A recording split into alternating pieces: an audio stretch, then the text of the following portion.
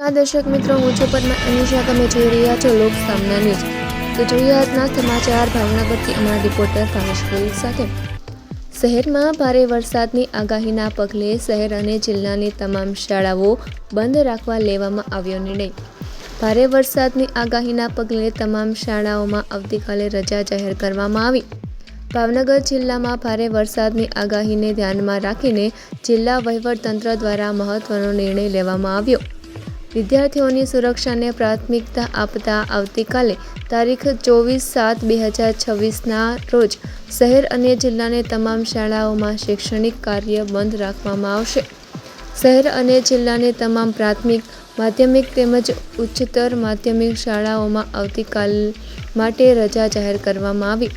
ભારે વરસાદની સંભાવનાને પગલે વાલીઓ તથા વિદ્યાર્થીઓને સાવચેતી રાખવા અને બિનજરૂરી બહાર નીકળવાનું ટાળવા પણ અપીલ કરવામાં આવી છે.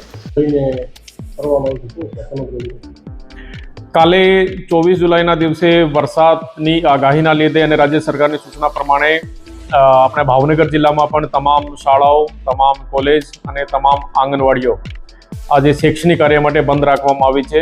તો તમામ જે શાળા, કોલેજ અને આંગણવાડીના જે અધિકારી, પદાધિકારી અને બહેનો વગેરે છે એને જણાવવામાં આવે છે કે કાલે 24 તારીખે કોઈ પણ શૈક્ષણિક કાર્ય ત્યાં કરવાનો નહીં અને તમામ બાળકોની કાલે રજા રહેશે.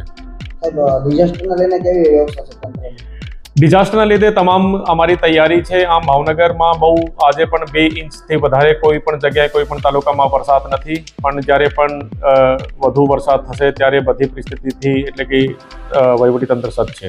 તો ફરી મળીશું એક નવા સમાચાર સાથે. ત્યાં સુધી જોતા રહો લોક સામના ન્યૂઝ.